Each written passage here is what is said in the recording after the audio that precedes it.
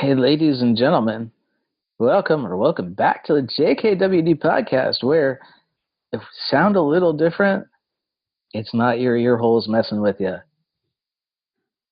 In a different room on a different mic, at least on my end. So, in a different city. yeah, whole different city, whole different state of mind being talking to us from limbo. not so much. We just up in Charleston visiting my parents for the night. Thought we'd take some time to record anyway. Hey, Kelvin, how you doing today? I'm doing good. Life is good. It's warm outside today. Is it? And the sun is shining. And there's blue sky. And life is good. And my daughter just left. She came to visit me with my oldest grandson. So I had a really good week. You had a good week. Awesome. I did. So life is wonderful. Great. Well, I mean, weather-wise, you probably hear some of the wind eventually. Wow, hear nothing. It was up before. I can see stuff blowing around, and it's alternating gray and sunny. And I don't know. It looks like they got a nice trellis in the yard next door, though. Oh, there you go. I do know that it is summer here, and the people, those bugs that sound like motorcycles are flying around. So are they out? Yes, they are. That's how I know it's spring and stuff, because those bugs are out. Yeah, come out, and it's like I forget how peaceful it is without them. And I don't know if the new ones have glass packs or what it is that makes that noise, because I'm not all that much of a mechanic, Yeah. And but it's like, they can cut through the air. That sound is so sharp. Cuts through the air and cuts through walls and cuts through concrete. And it's like, who's got that thing? I'm sure there's some law against throwing stuff at them. Probably not, as long as you don't hit anything on the other side. Yeah. Because some of those suckers are pretty big, and they may come back and object to being rocked like that. So, I put. And also, if you're throwing a rock out the window at him and you hit the neighbor's car, the neighbor's gonna have something to say. Yeah, that sucks too. Especially if you like the neighbor. So, yeah, but anyway, life is good and fun, and I'm doing really good today. It's a great day to be alive. Awesome. Well, yeah, right side of the concrete. It's always a good day. Yeah, I like that. Yeah, walking on the grass instead of pushing it up. Yeah. Yep, got it. So, not bad. So, we might as well just get into it, huh? We'll put some music here. On the other side, we're going to come back and we're going to talk about habits. Habits.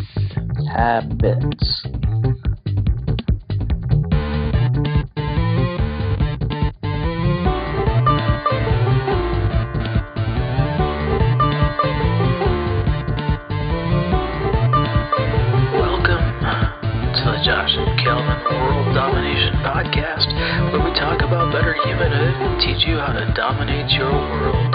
You ready? Here we go. So I know Easter was last week by the time this comes out. So it's an interesting time to be talking about nuns' uniforms. Yeah. But this being a mindset type podcast, we're going to work on the other type of habits. There you go. There you go. The habits that we set in our daily lives and how they affect us. You know what I figured out, Mr. Shear? What did you figure out? Argue about this? Discuss. I figured out that everything we do is a habit of one form or another. Go on. We either have a habit of doing things or not doing things. And I know somebody might say, well, how do you have a habit of not doing things? And it's because at some point there is a choice made Hmm.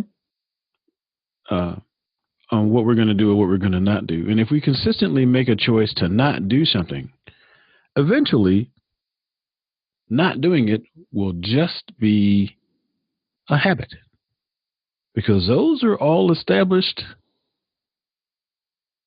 in the mind. They couldn't see me hit my head right then, could they? They couldn't like point at my Yeah. skull. No, but in the mind. So that's what I have to say about habits. What do you have to say about habits? Okay. Well, I can be on board with that. I've consistently stuck to my habit of not jumping out of airplanes. I'll bet that you've had many or several occasions where you had to consciously make that choice. I've had I consciously make that choice every waking moment. Not jumping out of a plane right now. Nope, not me. Not gonna happen. I understand. Wife got me to zip line in Hawaii. That's as close as you get. It's about as close as I'm getting anytime soon. I've been reading a book. The reason I picked that is because I've been reading a book called Learning to Fly by Steph Davis, Uh-huh. who is a rock climber. You know, she's one of those crazy people who goes up, cliff faces with no ropes. Mm. And Oh, really? and so she hit a transition point in her life, and you're climbing rock faces. The last thing you want to do is fall, right? So free fall is not your That may be the last thing you ever get to do, actually. right, exactly. It's like you do everything within your power to not know what it likes to free fall. Yeah. But she hit a transition point in her life, and she made the decision to start skydiving. Oh, that was a transition. Yeah. So now her Instagram is full of her climbing tall rocks and then jumping off of them. But Preferably with a parachute yes. of some description. Uh-huh. Yes. All right. Wow. I will not be doing that. So she still climbs the rocks. Yeah. But she still can't fall indiscriminately. No, She's got to plan that out. Yeah. She's not Spider-Man. No. Not that we're aware of, anyway. I haven't gotten that far in the book yet. Maybe she is. True enough. But her Instagram makes it appear that she is not in fact Spider-Man. Wow. You're probably not going to believe this, but I can't even imagine that. So, yeah. No, I'm not doing that. So there's one habit that I've managed to consistently put into practice, not jumping out of airplanes. There you go. There you go. So otherwise, habits still run our lives, I think. They do. I'm totally with you. I have a habit of eating every day. I have a habit of drinking water every day. I have a habit of drinking coffee every day. The habit of trying to get some movement every day. A lot of times it's been walking. You used to run every day. That was a habit. Yep. And you don't have winter there. Oh, that's right. I forgot. You had a baby. Yeah, exactly. Well, you, personally. I did not have the baby, but I have a baby. That did affect your routine just a touch. Just a touch. And so when that baby is old enough to handle the jogging stroller, mm-hmm. and 20 to 30 minutes without eating, then I will probably get back to jogging every day with her. But for the moment, that is on pause. Unless I can create the habit of getting up at 4 o'clock in the morning and doing that with before my wife goes to work. And that's kind of tough when you don't go to bed until 3, isn't it? Yeah. Or 4. No, I'm usually in bed by 2:15, but still, getting up at 4 is not the healthiest when you do that. If you go back and listen to our discussion with Camille on that. There you go. The sleep habit.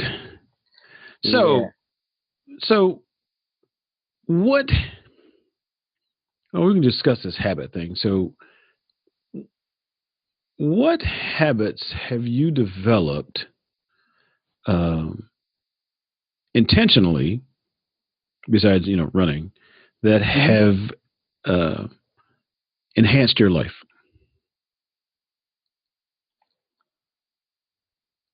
Cooking is one. I very much enjoy the preparation of food. Mm-hmm. That I find very little as relaxing as pulling out a cutting board and a sharp knife and cutting up vegetables. You consider that to be a habit? I do, because unless I have leftovers in the fridge, I do it every day. Another habit is meditation. And since the baby came along, it's still a regular occurrence. It just happens out of sync when it used to happen. It used to be one of the first things I did when I woke up. Mm-hmm. So wake up, have a little bit of water, go to my chair and sit for 15 minutes. Now usually I'm waking up to a scream instead of just waking up when I wake up. Mm-hmm. Now I'm usually waking up to, I haven't had a bottle in 30 minutes. Somebody feed me.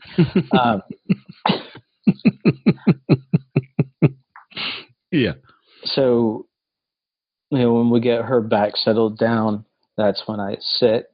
Mm-hmm. And often now I'm sitting with her on my shoulder. Mm-hmm. Give her a little sleep transition time and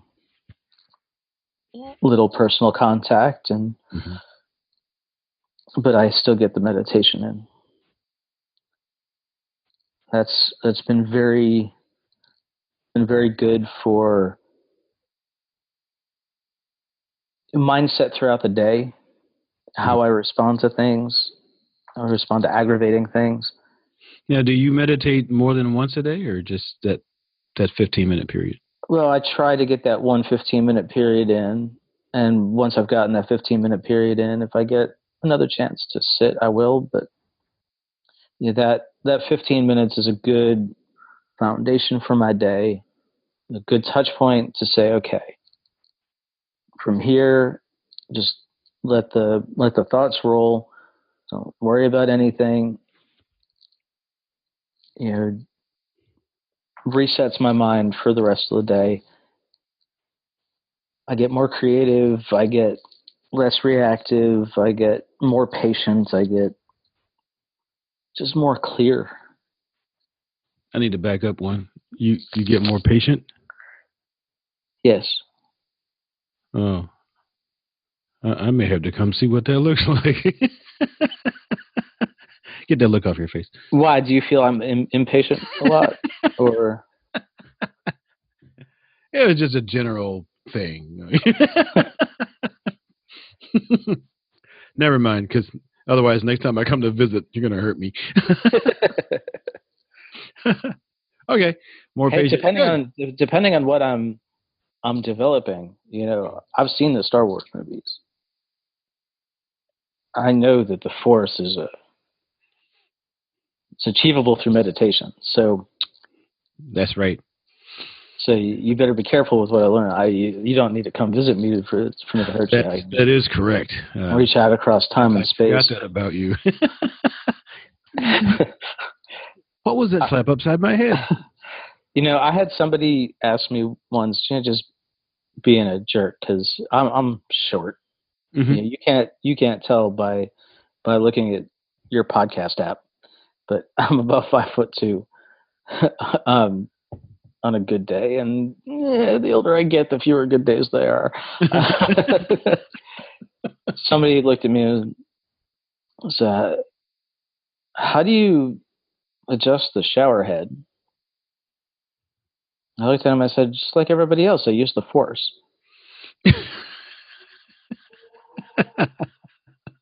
And then we just went back to whatever meal we were eating. But I think I saw a little hint of worry on his face.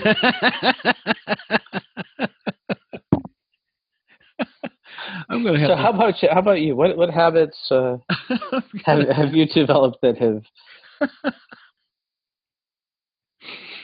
helped to. move you forward, or what habits are you hoping to develop? I have habits that I establish that move me forward, and then I forget to do them, or something sidetracks me, and I lose the habit. I used to have a habit of meditating every morning, and I would spend 20 minutes to a half an hour doing that. Um, and I don't know where it went. But as far as my big life habits, I used to be. We'll try this one. This one's lasted a while. This one has. Um, I used to be pretty reactionary, uh, and what I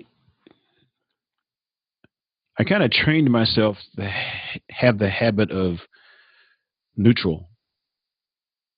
So when something happens, instead of having a huge reaction, I go into, hmm, that was interesting. And very, very seldom do I like react in an emotional way. How did you first start implementing that habit? What did that look like? Um, Pain, probably, because emotions are very much a habit. So it probably started out as having that emotion and then just backing it back down, just back down to, okay, so let's go and let's think about this. Like, why did that happen? Because typically when we jump to an emotion, jump to a conclusion, we jump to a conclusion, it already has an emotion attached to it. And just because we have that conclusion or we have that reaction doesn't mean that's the case. So I become very analytical, I think, um, and analyzing just exactly what does this mean. Okay. And a lot of times it didn't mean what I thought it meant, you know.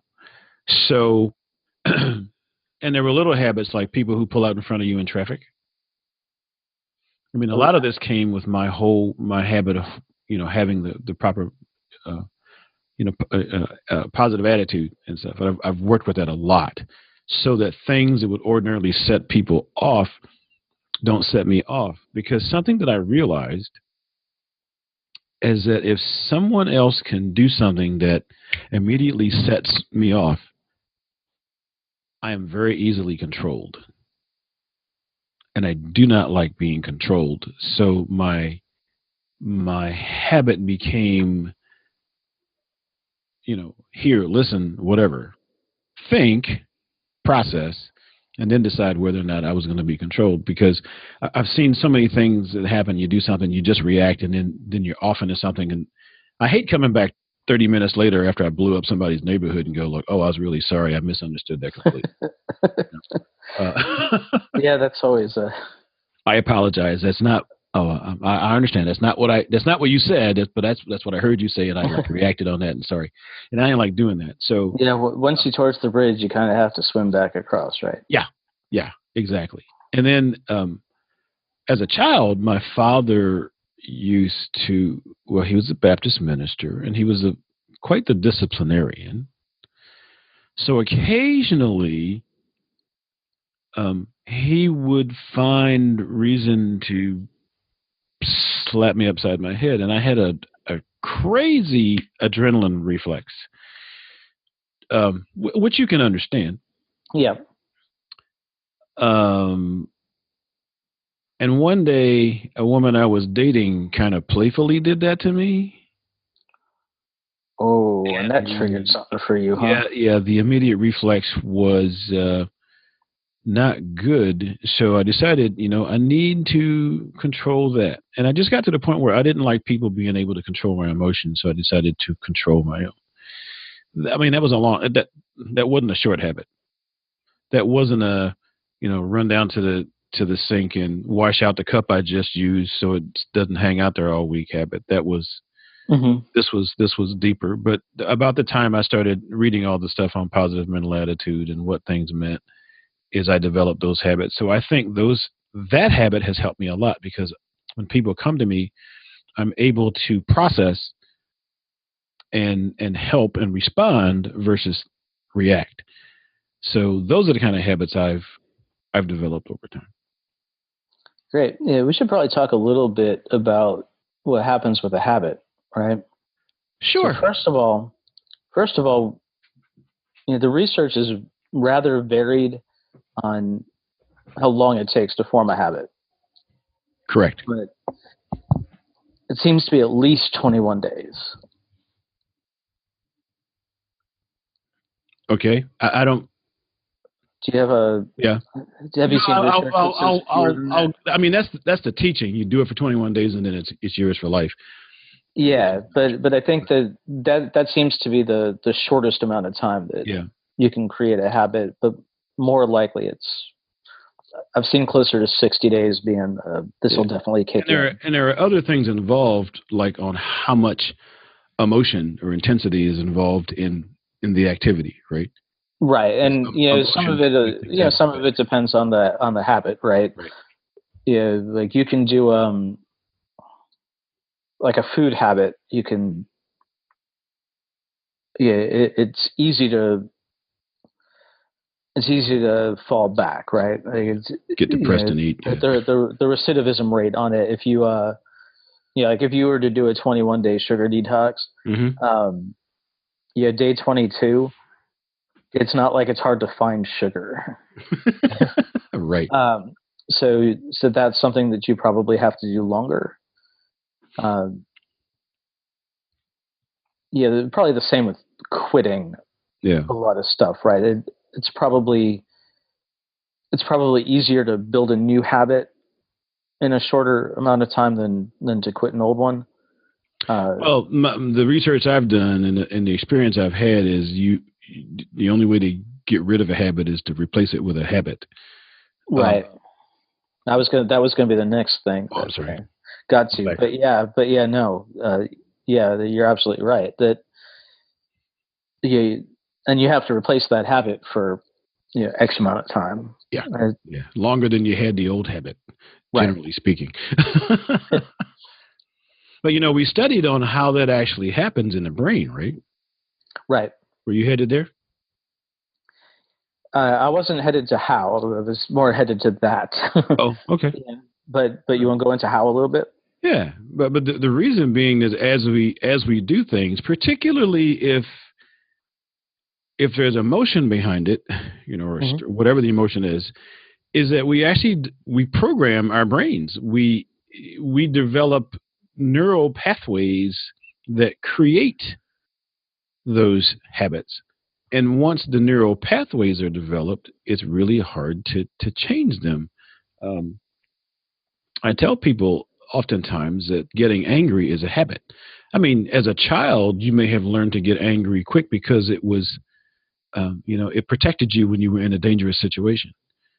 But once you do that enough and you can protect yourself, when you move to another situation, the same stimulus or something that appears to be the same stimulus will flip that switch, and then you'll do that again when it's not called for, when you're no longer in a dangerous situation, for instance. And I've had that issue with when I was younger with that reaction kind of thing.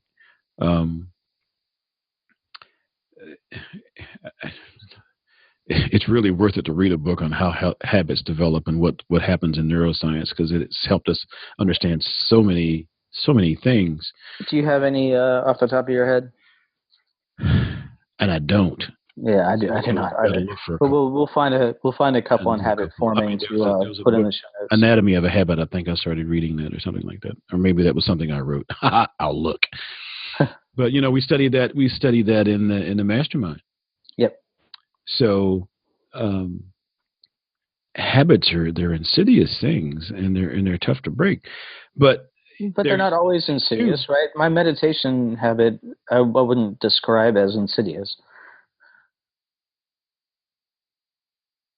I mean, insidious well, not all. Okay, has a well, rather negative connotation, right? not all. Well, from a sneaky under, it becomes structural. How about that?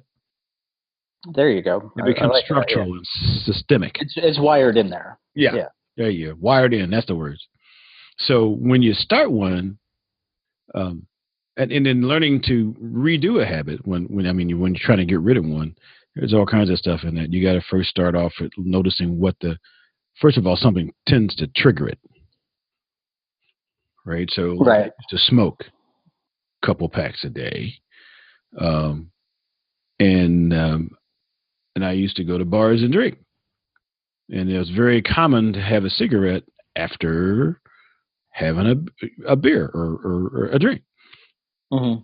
And I stopped smoking. I hadn't smoked for a long time, and I hadn't been to a bar in a long time. And I went to visit a cousin of mine at the time. It was in Oklahoma City, and we went to a bar, and we had a drink at the bar.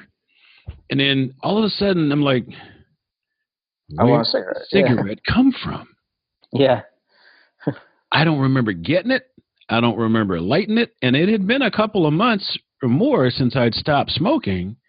But suddenly it was right there. I don't remember it happening. And well, we know what the trigger was. The trigger was bar and drink. Right. And in that process, it reestablished that path. And it's like, bam! Oh, like here's a cigarette. Yeah. Like, it's already wired in there. Beer goes in. Beer goes in. Cigarettes next. And they don't go away as fast as they showed up, right? So it took that whole period. And especially when you're talking, we probably should mention that. Yeah, I talked about sugar before. I mentioned sugar before, and you're talking about cigarettes. And we're talking about things here those are things that actually have physical receptors in our brains. Yes. Right. So also true.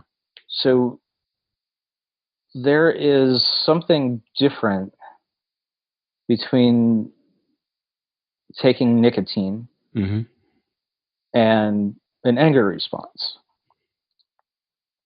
Right. With the taking nicotine, we have triggered a physiological response, created an addiction, and then tried to break the addiction. With the anger, it's an emotional addiction, an emotional habit, right? It's not a physical habit. Chemistry. Right, but it's you still have the same addictive thing, but it takes a different mechanism to break it. Yeah, I mean, we should. It's not to excuse a physical habit like smoking or cocaine use or something else that hits a receptor that is addictive, heroin use, right? But it's just to acknowledge that breaking that habit takes a little something different. Yeah. And then there's the part that emotion plays in these things too. Right. The whole other. Right, which,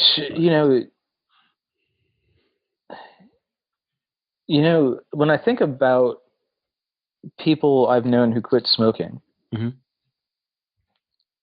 it's interesting that they go back after they've celebrated having quit smoking, because I feel like the celebration is a great hormone bump, right? It's like it releases endorphins. Maybe it's just it needs to be celebrated more often. need to create a habit of celebrating. You quit smoking, you celebrate once. You've had that endorphin rush of the celebration, and once that's done, now you don't have the nicotine, Mm-hmm. and you don't have the celebration. Mm-hmm. But the nicotine was a stronger habit than the celebration because you celebrated once. Right. So if you celebrate every day, hey, I didn't have a cigarette, woo! Yeah. And the neural Then pathway's still there. that becomes the reward, right? Is the Right. celebration. Because that can be but you got to make the habit. Right? You got to replace a habit with a habit, and not grabbing a cigarette isn't exactly a habit. No. So a lot of people go to lozenges or to gum. Yeah. Or to caffeine. When you break one habit, try not to go to a fattening habit. yeah. A lot of people put on weight after they quit smoking. Unless you weigh 4 pounds. Yeah, because food is a wonderful feeling. Well, and tobacco is an appetite suppressant. I'm sorry? It's also tobacco is an appetite suppressant. So people who smoke they get less hungry. Mm-hmm. And if you have a sandwich and then you have a cigarette, like your cigarette signals the end of your meal. Mm-hmm. So once you stop, there's nothing signaling to yourself the end of the meal. So you're like, I'll eat a little more. But there's a lot of people who quit drinking alcohol, mm-hmm. start heavily caffeinating. Mm-hmm. Or they start smoking, or they had to replace it with something, right? So it's a matter of figuring out. Like I know I'm going to be addicted to the next thing. I just got to pick the right thing. Yeah.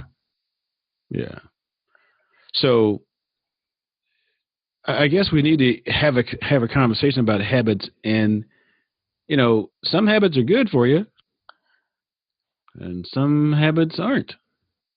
And then there's the notion of everything in moderation, even moderation. Yeah. So I think when you recognize that you do something habitually, and that's a good term. Mm-hmm. The question to ask, I think everything starts with a purposeful examination. I notice I do this when this happens. I notice I do this when this happens. Is this a good thing for me? Is this enhancing my life, or is this thing giving me problems? Well, if it's enhancing your life, there's really no reason to stop it, right? Right.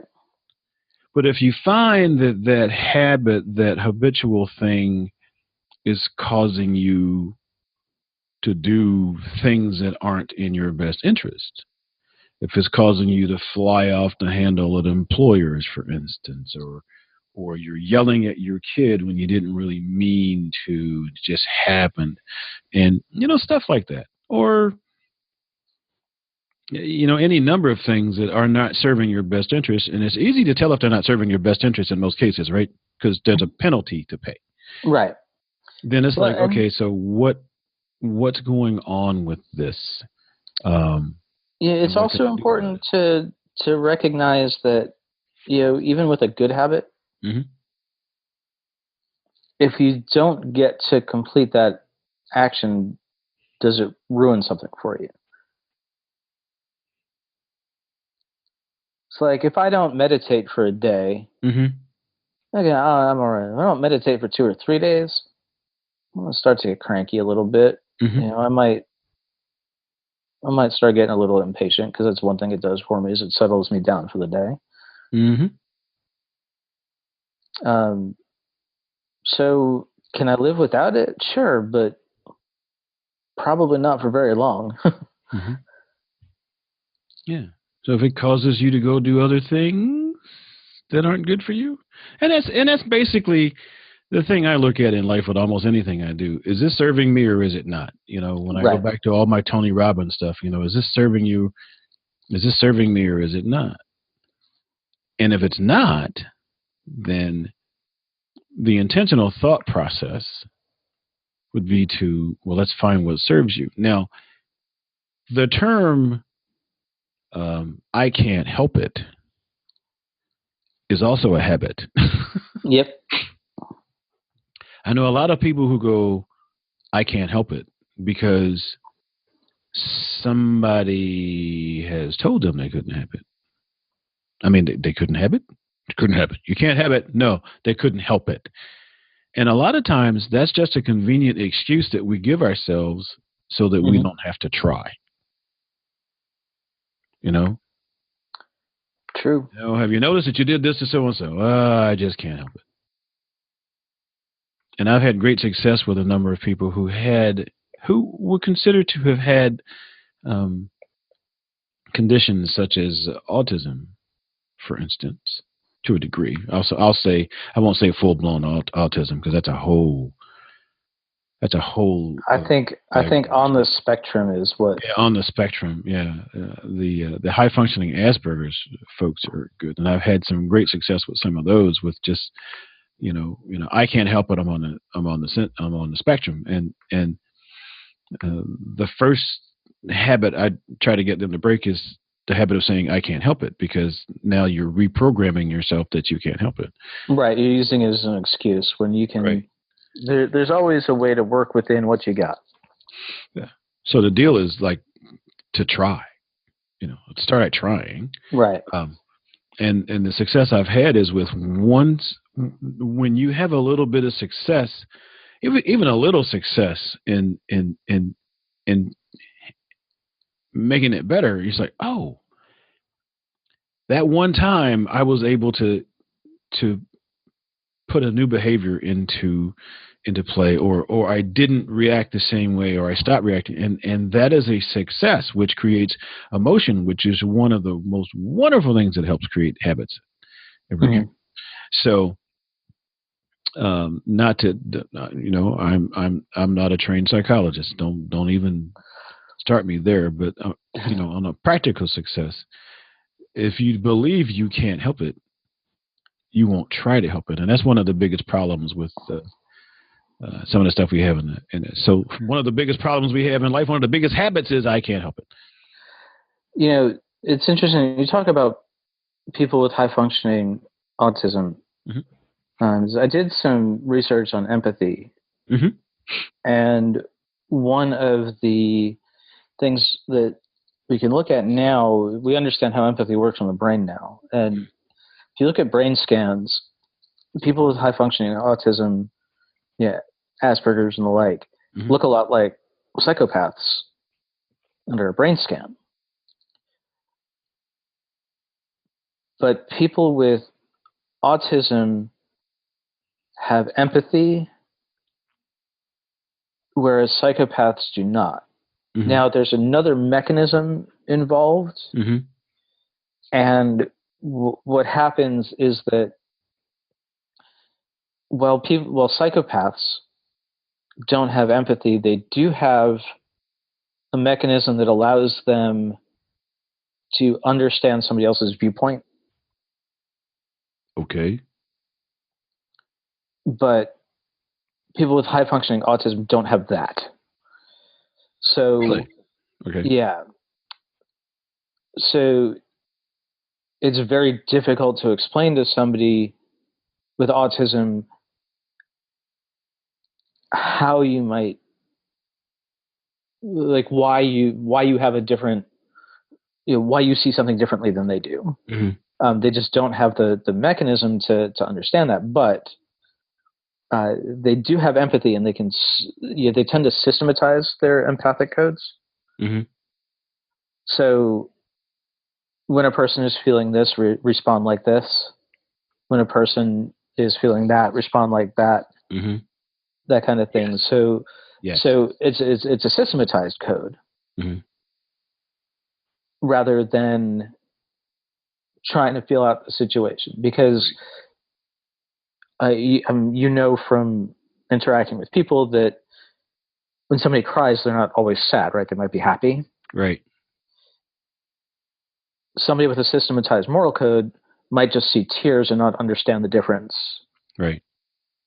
Tears mean sad, respond like they're sad. Mm-hmm. When somebody's sad, you hug them. Right. And that might not be the appropriate response necessarily, but that's a systematized code. And so you can, that's the workaround for this too, right? People, this is just the way your brain works, but that doesn't mean it's a limit. Right. It just means you have to find a different way around. Right. So we're not trying to train anybody to be a psychotherapist or anything, but just human, understanding the different. And I will tell you that autism, just looking at that, I'm like, I've seen some things and it doesn't click to me, but I know about them now, so I at least know kind of what to expect, and if it does happen, kind of why, which gives me a little empathy, some patience, because knowing in that circumstance that they couldn't help it. Right. And but that's a special case. You have to figure out how to help that person work around there. I can't help it. They just have a different path than you do. But most of us don't have those problems. Sometimes we have a perception problem. Sometimes we have a training problem. Right. Sometimes we have a lazy problem. But it's like, this last quote by Coach Wooden, which was, "Don't let what you can't do interfere with what you can do." And sometimes you can't do much, but you can do something. So every little inch forward helps you get better at what you were doing. So, the folks that I was talking to about, don't keep telling yourself you can't help it. Help it. Take control of it. Try it. And the successes that they had made a large difference in their life. And so now it's amazing the things that they handle and the things that they process. And they do an amazing job at it. But every once in a while, something sneaks in that wasn't cataloged. And then, it's a whole other process. But now they have the skills to be able to evaluate and go, okay, so what didn't I do here? Okay, could I have done that? And, it's an ongoing thing. But most of us have the ability to do that if we just take the time and the effort. But again, sometimes somebody has to let you know that you have it, that you have the ability, because a lot of the world these days is wanting to tell everybody it's not your fault. You can't help it. Be a whatever. And I don't subscribe to that. Yeah, well, it gives you an excuse to be lazy, and it gives you an excuse to not get what you want. I want to hit that goal, but I can't do the things that are required. So I'm not going to worry about it. I'm going to give myself an excuse to not get there. Which, as it turns out, doesn't really make you feel better in most cases. No. No, it doesn't get you what you want, but it just gives you a justification for not getting there. So, what's in your habit stack? And what can you do about it? And are you willing to give it a shot? What do you think? That's a great place to close. That's what I'm thinking. Those are your action items. Thank you so much. It's about time that after 150 issues that I'm contributing something to this podcast. I'll tell you that. You've been contributing more than you consider. So yeah. Well, thank you for being here. Thank you for listening. Your ratings and reviews help other people find the show. If you got something out of this, share it with 3 friends. That would be awesome of you. Whether you're doing it on social media or just texting a link over, that'd be great. Or, you can go to our website and hit that little, note thing, that talk to us thing, and let us know personally that you enjoyed the podcast. And you know what? If there's something else you think we should cover or you'd like to hear us discuss, let us know.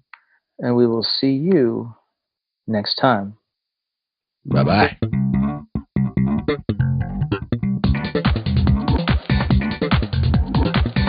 Hey, thanks for listening. Show notes and more at jkwdpodcast.com. Don't forget to subscribe, leave a review, and share with your friends, and we will see you next week. Bye.